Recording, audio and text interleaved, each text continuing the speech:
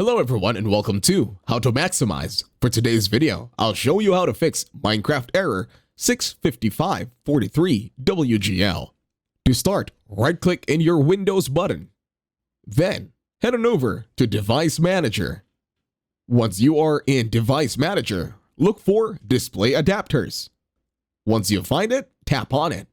Now double tap on Intel HD Graphics. Close it for the meantime. Right-click this time and then click on Update Driver. Once you are done updating the driver, close it.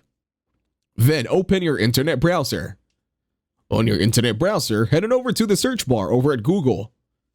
And then input the following: java-4-minecraft.com/en/. Then hit enter once done typing.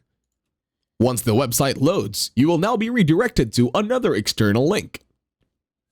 In here, you'll see a window button that says Download Java for Windows x64. After downloading, that's it. Thank you very much for watching. Please leave a like, share, and subscribe to the channel.